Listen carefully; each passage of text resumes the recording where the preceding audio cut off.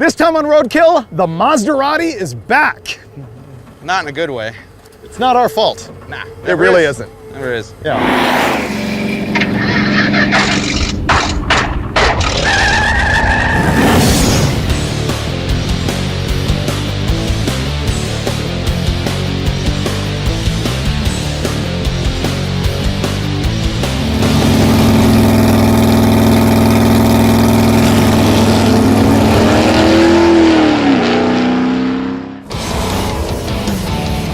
Welcome back to one of our most well-known project vehicles, the Mazdaratis.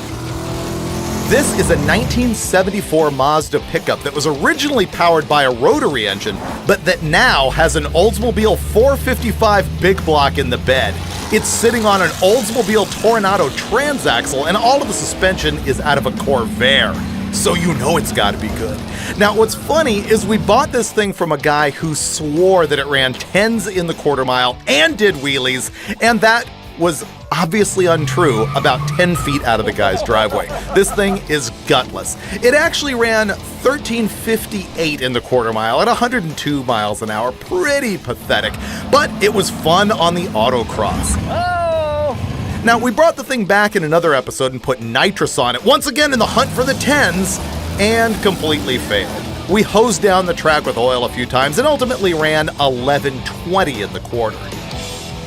Next, we took the thing up to Dirtfish, and it was pretty fun in the gravel, but the thing is, the Mazdaratis has never fulfilled its ultimate destiny. And so on this episode, we'll be in the hunt once again for 10s in the quarter mile.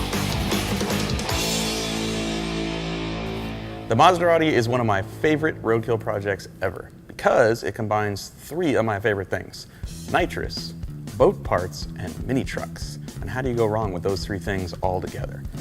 Well, how you go wrong is you combine them all and then have a truck that really doesn't go that fast, handle that well. So this time we fixed that. So here's our plan. We're not gonna bother making it handle, but our goal is definitely to get this thing running in the 10s. And here's what's holding us back. This transaxle is slipping and leaking everywhere. So we're pulling the engine and transaxle out of the thing so that we can separate them and get that whole transaxle rebuilt. What makes this truck unique is that all of the factory running gear has been replaced with stuff out of a late 60s Oldsmobile Tornado. And this is one of the half shafts that connects from the differential and goes out to the rear wheels. So we've got to take these out before we can rip the motor and the transaxle out of the truck. It's pretty good. You did all the work. I'm ready to pluck it out. Torque converter, chain, turbo 400, ring gear, axles, all in one. It's very compact. That's why they call it a transaxle. Already getting smarter. See? Next up, we brought in Lucky to help us out, and his first job was to get the stock fuel tank out from underneath the hood, because we're gonna move the radiator up there, and then he needed to reset us up with a fuel cell that was mounted behind the cab. So in an Oldsmobile, essentially what happens up here when the engine's running is oil comes out of these push rods through here, lubricates the rockers and the tips of the valves and the springs, all of that, and then comes down here to the bottom rail of the cylinder head. But it doesn't drain back through a pair of holes at the end of the cylinder heads. What it does is it fills the entire valve cover up, and once the oil level gets up here, it drains back through the holes where the push rods go through the cylinder head. This is the reason why everyone blows up their 455 volts. Everybody's like, oh, you know, I need a high volume oil pump, I need more oil because I'm running the pan dry, but really what they're doing is they're pumping all of the oil to the top end of their motor, and at high RPM, there's nothing left in the pan for the oil pump to pump. That is actually a big problem with Oldsmobile V8s, and so it won't surprise you to know that we actually didn't have time to fix it. But Finnegan did put breathers on both valve covers going into a puke tank, so hopefully we won't lubricate the drag strip quite as badly as we have. But the real thing that we did for performance and to subtract reliability is a tunnel ram and 2 nitrous systems. Because this engine hated one nitrous system, we're going to be installing 2 on a tunnel ram.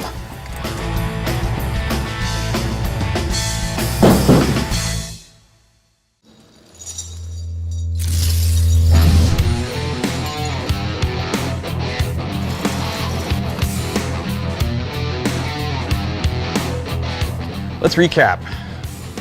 Old manifold, Edelbrock Performer 455, dual plane deal with a Demon 750 on top of it and one NOS plate system. This gem came out of Freiberger's personal stash. This is an Offenhauser turbo thrust 360 power port tunnel ram. This allows us to put 2 quick fuel carburetors on top here and 2 NOS plate systems. And when you do that, you don't divide in half and keep the same power level. We double up, so we're guaranteed to go into the 10s now or puke the rods all over the drag strip. Either way, we're having fun. We haven't fixed anything in this engine. No. But we are going to install this. Look at all the shine. Shine fixes everything. So these are a couple of QFT Slayer carburetors. They're 600 CFM vacuum secondary. Interesting choice. With the choke removed. Yeah, with the choke removed. I probably would have gone double pumpers, but we're going to sync them together. And then we have cheater plates that are adjustable from like 100 to 250 horsepower each. And right now we've got them jetted for 200 horsepower, 100 per plate. Got a couple cheater solenoids. All of the work is going to snowball from here.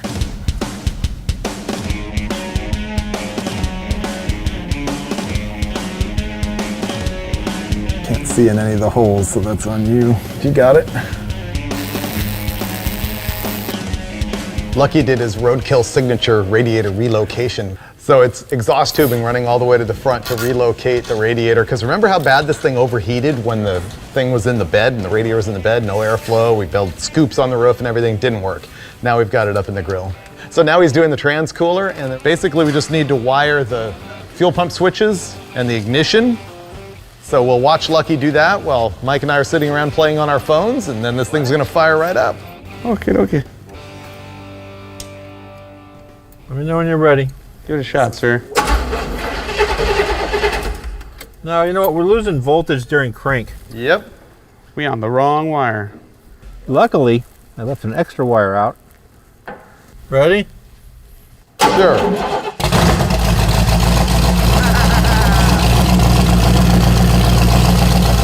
It's alive! It runs good. Look at that. Like that. Nailed it. Sweet. Something's wrong. It fired right up. We're leaving in the morning. We got to see it with the scoop on. The question is, you want to turn it around so that when we backfire, the flame shoots back like the exhaust? We won't be able to see it though. Oh, that's right. Yeah. Like right now it's installed like a V-drive boat, which means it should go this way, you know? But you know what? If it's running lean, we want the gas to be spilling out of the fuel cell right into the scoop. You're right. So you're going to want to turn that So it back goes around. this way. Yeah. I'm drinking now. That's pretty good.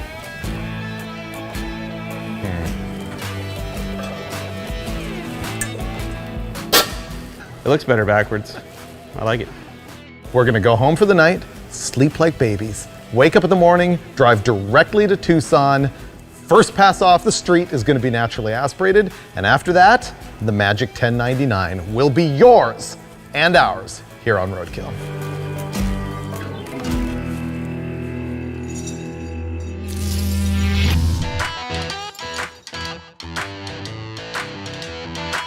Ready?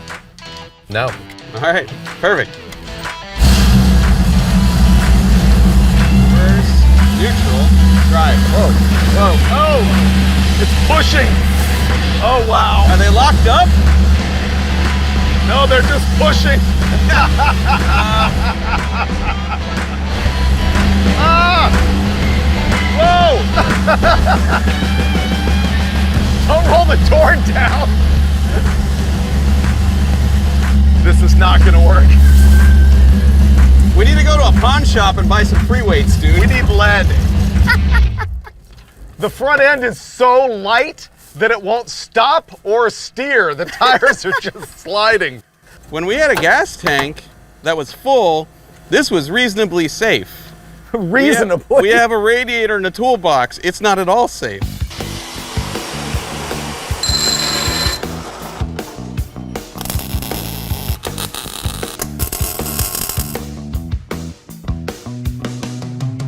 So this will be 150. We're better than we were before. Oh, there's plenty of suspension travel. You don't want to put the other 50 on? All right. That's a super sketchy 190 pounds on the nose now, so hopefully that fixes it. Hood down, out of here. Pump up the brakes a little bit here. Sure. Oh, it's better, dude. Is it?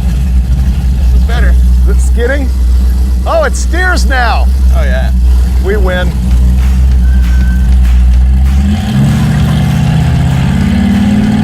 I mean, you autocrossed this.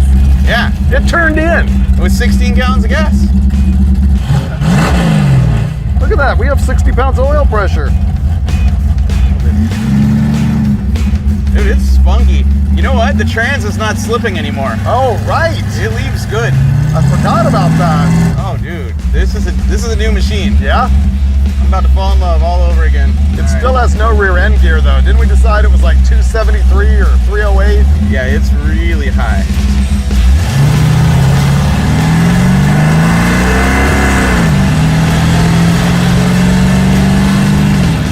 Did you bolt my seatbelt down with a bolt or zip ties? What would make you feel better? Bolt. Okay, there's a bolt. Thanks.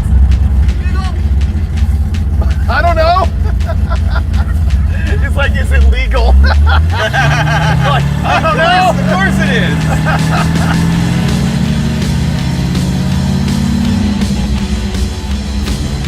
I love looking in the window and seeing carburetors and air scoop. It's probably it is way better than before. Oh, yeah. It runs better, too. Do you feel like you're driving your old boat? I'm literally looking behind me and going, yep, this is like driving a boat. Yep. You're going 52.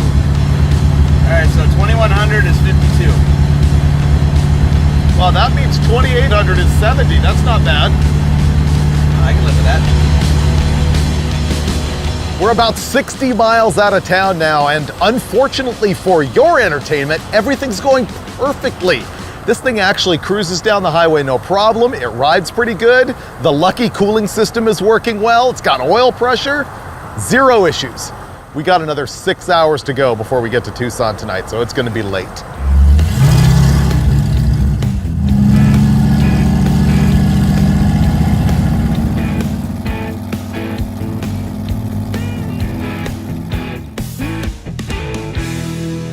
We've gone another 100 miles or so, and something is seriously wrong with the Mazda.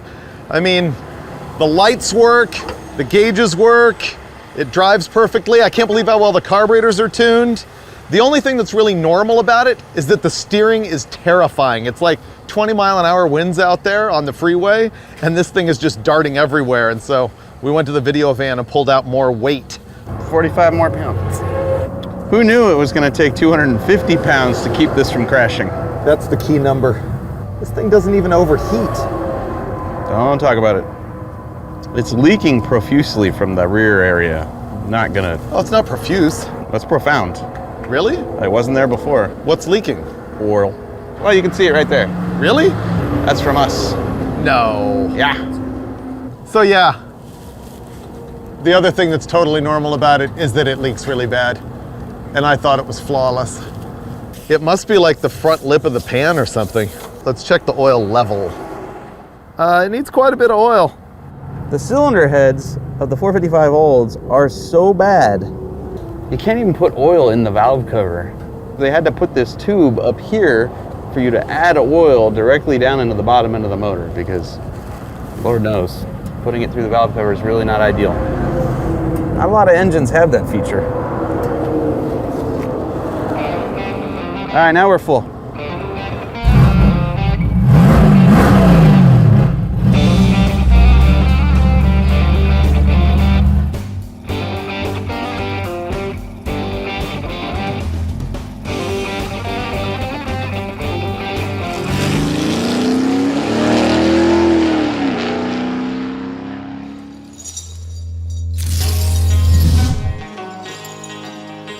It's tragic, man. Tragic. Last night, 500 miles with not a flaw, and then the Mazda paid us back. We were trucking last night. The carburetors are astoundingly good on this. We really didn't tune Very anything. rich, but very drivable. Yeah, I mean, it's very snappy. It didn't break. But yeah, we walked out here today to find no fuel in the fuel cell. Most of it on the ground here in the hotel parking lot. So what happened here is There's a T under there from the fuel cell feed splitting into 2 fuel pumps, and the hose like expanded and got all mushy and gnarly, and the clamp popped off. Miraculous this didn't happen on the highway last night. I have no idea how. It's like 5 gallons of gas on the ground. I say throw a match and let's go home. I love this truck. You love this truck. No. This truck's pretty good. No. I love it. This truck's running 10s today and pulling the front wheels. There you go. Fixed. Fixed? Fixed. All right. Dave's tightened the fuel line. I'm gonna put some oil in it, and then we'll drive to the drag strip, which is not that far away.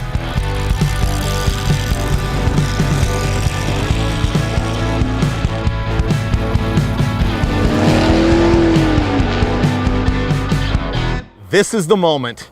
Man, it all comes down to today. This is when we finally need to make the Mazdaratis live up to its seller's claim and run in the 10s. Naturally, we've only got like 3 or 4 hours before they open up Tucson Dragway to another big event, and we'd like to get it done before that. So Finnegan's like throwing the weight out of the nose of this thing because he has to fix a water leak, and then we're on track for our very first hit.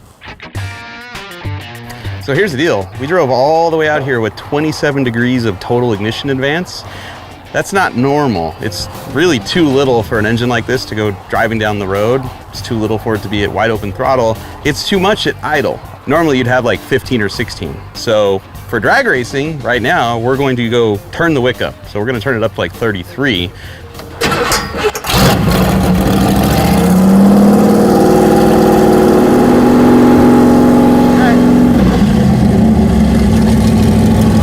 And a half. 34 and a half? That's as close as I could get it. It's very temperamental. Good to go for our first naturally aspirated run. So will we go quicker than 1311? Will we go into 12s? Stay tuned right here on Roadkill. Yeah.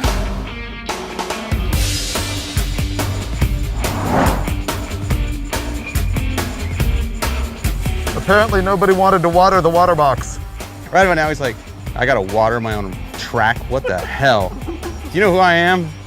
The guy in the red suit with the white helmet in the Vans. So here's where we're at. We just took all 250 pounds off the nose of it. Driver's gonna attempt to warm up our drag radials. I don't know if the car will sit still to even do a burnout because with no weight over the front tires, you have no brakes.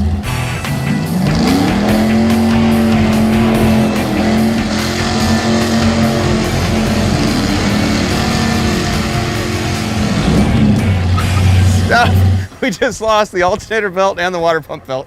We already blow something up? You just threw the alternator belt. Only one of them. Well, you don't need the other one. You still got one. Go ahead.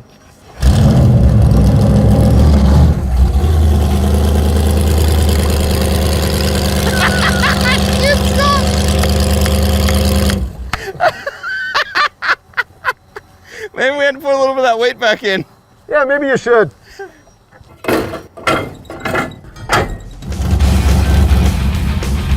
Come on, Mazdaratis.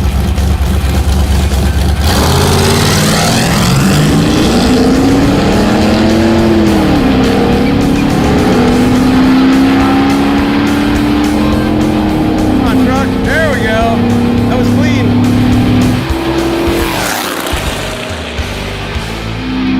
$13.20 at 105. I'd feel a lot better about our chances if we could get it into 12s before we turn nitrous on. That was a clean run. Shifting at 5,000 RPM because I learned my lesson on that Buick. Much better. Hey, you want to go no air filter or a little more timing? Both. All right, I have both wrenches. So we know that these air filters are a restriction just from having run them on a dyno and stuff like that. So this should make a difference. There. Okay. We're gonna go see if it picks up mile an hour or ET or both. I like big changes.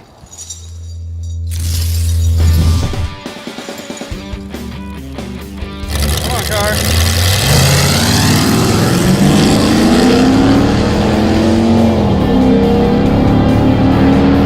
Come on, car. Go, go, go, go, go, go. Oh, it's faster. All right, it's making more power. Picked up a mile an hour. That's pretty good. 1316 at 106. So at elevation, we are running almost the same as what we ran down at lower elevation like a couple years ago. That was great. Picked up. Yeah. What do you think about opening the secondary sooner too? Sure, methodical's out the window and excitement has taken over. This looks good for us. Yeah. All right, more timing. I won't even watch. You're gonna love this. Opening the secondaries will affect the 60 foot, maybe 330, and the timing hopefully will give it a little bit more mile an hour if we're moving the right direction. I'm about to lighten her up too. Yeah, do that.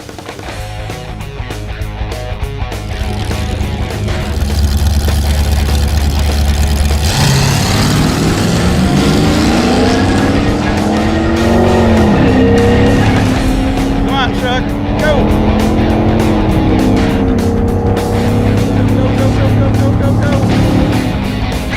Oh, did not like that at all. We just lost 1/10 and a half and a full mile an hour. Yeah, I don't think that worked. How warm is it now? 180. Okay, so it's hot and it probably didn't like the timing. I don't think it liked the timing. It felt lazy the whole way down the track. Here's our progress so far this morning. Our best NA pass was 13:16 at 106 miles an hour, with Finnegan bumping the timing up and a couple other small things. The problem is we kept advancing the timing and it slowed down to 104 miles an hour in 13:30. The bigger problem is we have no idea what the timing number was that was good. And so Finnegan's gonna go put the magic on it and hope we can get back to where we were. And I think we'll make one more NA verification run and then we're gonna go to the spray. Feels like the power is back. Oh yeah. There we go. All right, we got our horsepower back, 1318 at 105. That's as good as it's gonna get with our tuning capabilities, so time for nitrous. And I think something broke. That's real bad. Here's some news. It's broken. It's shaking itself apart. Half shaft still in one piece on this side. So is this one. I think it's just wheel hopping, dude. An old Tornado transaxle for a front wheel drive car combined with Corvair uprights really wasn't built for But rear engine mini trucking. it's markedly worse than it was. You give it throttle at 15 miles an hour and it shakes. The trans is leaking. So essentially what you're saying is, Mike, start putting the nitrous jets in while you clean up the trans mess? Is that what I'm hearing? Yeah. All right, game on.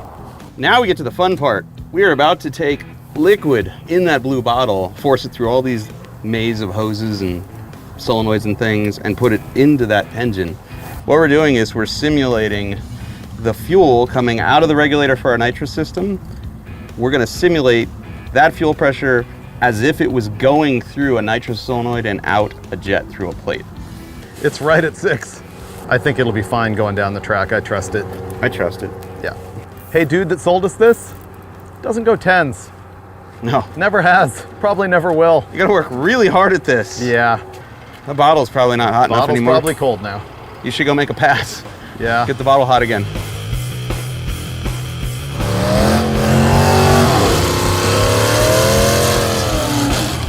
So our nitrous system's in place. It's adjusted. Right now we're warming up a nitrous bottle. Freiberger is a little concerned about the wheel hop he experienced on the last pass. So he's gonna run one more NA pass and then we're putting the bottle to it.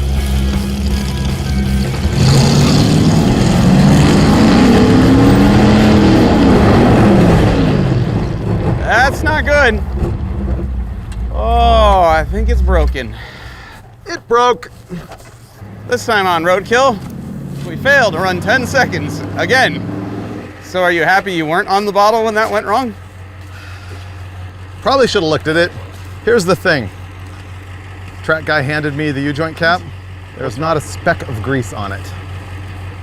That is bone dry.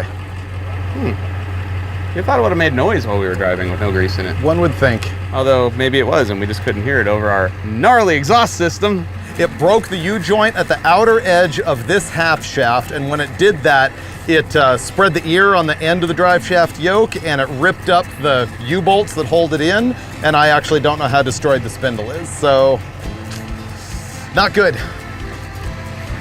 I think we can fix it though. We need to try. Yeah.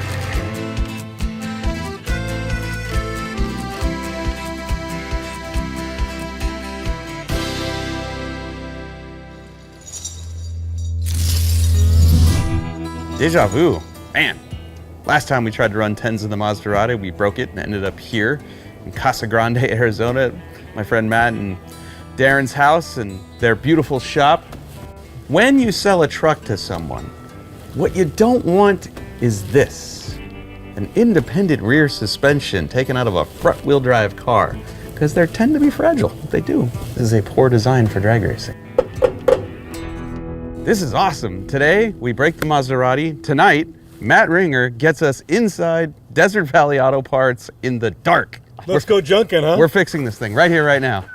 It's dark though. There's scorpions here. What'd you get? Oh, wow. Score. There's an external welding. It's cracked. So That's junk. we need it. Here you go. That's your guy. Is that gonna be too big though? Weld that to the butt of your shaft. Right. What we're looking for here is a 1310 U-joint. We were able to measure the caps on ours and the width. It's real common Jeep stuff for a million-old 4x4s. Look at this. That one's pretty good too. Yep. Yeah, we'll not be able to use that. That's a 1310. Yep, it is. Damage? Thank you, Desert Valley Auto Parts. This is pretty great. Thank you. I want to explore, but we got to get back. I'm home. Thanks to Matt, we got into a junkyard at 10 o'clock at night and found used versions of the pieces we need to fix this.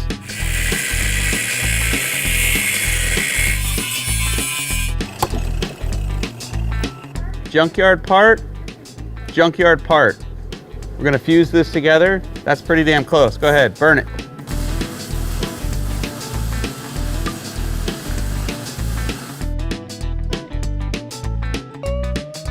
And just like that, Mazdaratis headed back to the track with junkyard parts sourced in the dark. Back on the trailer and out of here. Yay! Don't break it.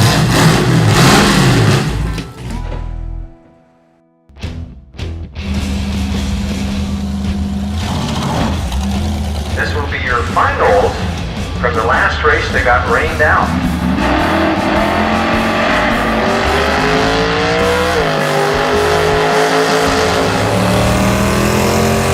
Remember how yesterday was the day when we had to run 10s? Well, today is the day when we have to run 10s. But fortunately, Tucson Dragway was able to fit us in. They have a bracket race going on, but they don't mind us oiling the whole track down. No, I see no reason why we cannot run 10.999. We have 2 spare U-joints, 2 yokes, 2 nitrous bottles, a brain and a half between us. We can do this. We got a 200 shot in this thing. The engine's nice and cool. We're gonna skip any NA practice runs and just go out there and make this happen. I'll get the boom bottle.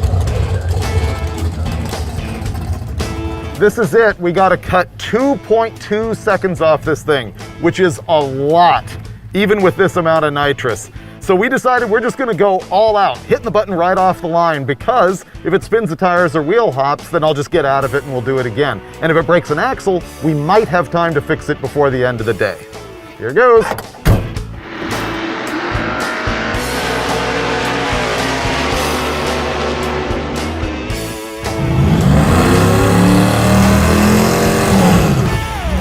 Okay. Now I gotta wait for Mike to do his thing on the nitrous bottle. This time I'm gonna be watching in the rearview mirror in case the motor blows up and smokes the whole track. All right, I am good to go.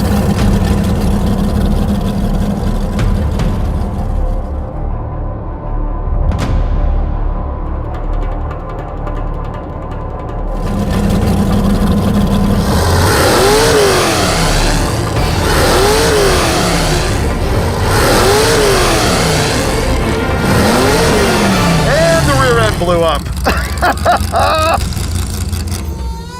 That was way too fast. Again? Guess that answers that question. Same one. It sounded perfect when you hit the button. Did the weld break? Yeah. Really? It ripped the weld right in half. It broke immediately. It did not pass go. I went out there, everything was great. I hit the nitrous right off the line and instantly the half shaft broke again. But like I said, we did that knowing we would have time to fix it. It's 12:45 right now. We've got till about 5 o'clock, so we're not giving up yet. It's the same problem, but it's migrating inward. It's not this that broke this time. It was this tricky weld from tube steel to cast iron. We're gonna give it a shot. What I'm doing right now is I'm preheating that cast iron yoke. The welder we have has a max power output of 175 amps, which is not nearly enough to penetrate this thing. But by heating it and setting the grease on fire, I may be able to get it hot enough where the welder will actually penetrate. Finnegan is in there working on our half shaft. I'm out here watching the Hemi under glass wheel stander. Look at that.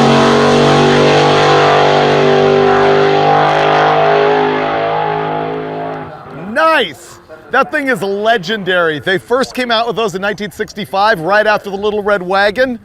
And yes, it's the same type of car that was rolled with Jay Leno in the passenger seat and Bob Riggle driving, but that thing has a long history of entertaining a bunch of kids at drag strips. And me today. That was cool.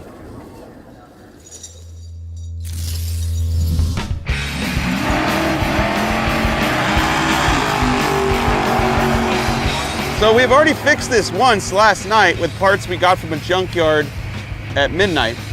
We just fixed it again with a less powerful welder and made like 12 and a half passes on it. Yeah, it added bracing, right? And added some, added a little gusset here and there. This might work.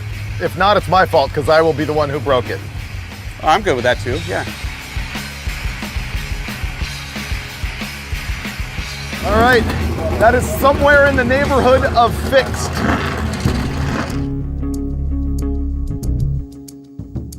What we're gonna do this time is roll it off the starting line a little ways before I actually hit the nitrous button. That way it gives that U-joint and all that half shaft and everything a chance to survive.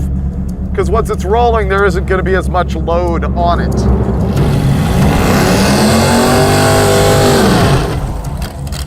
All right, Mike opened the nitrous bottle. Now he's gonna purge it.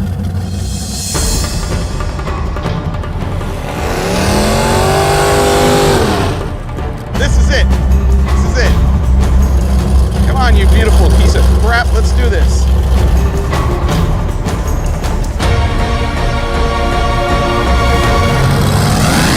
Yeah! Yeah! Go!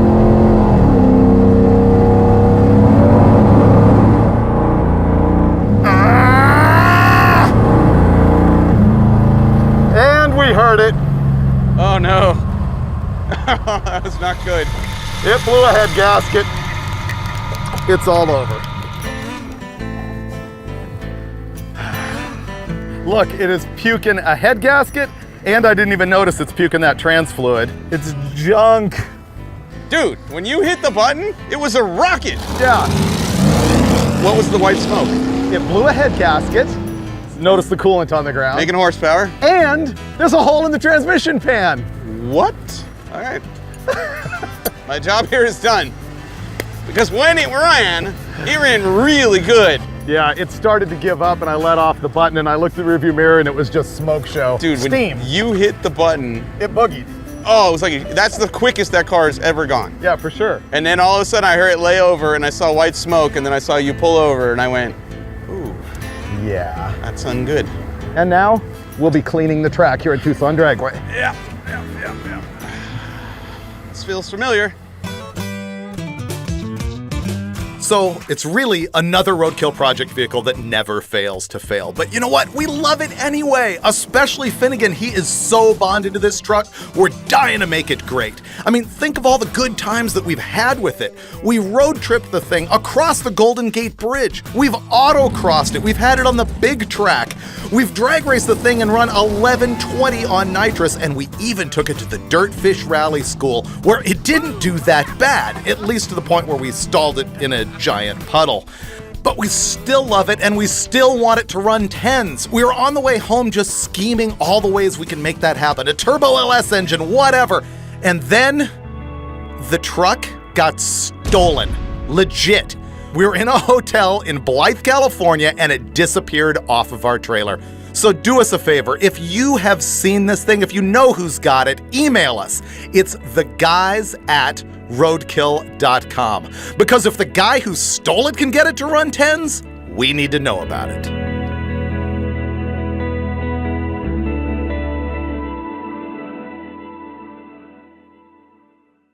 Support companies that support Roadkill. Buy your speed parts at jegs.com.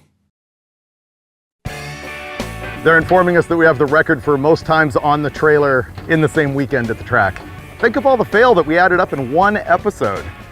We're back. We're back. We're back. Dude, we're on our game. Season 8. Killing it. Quite literally. Yeah.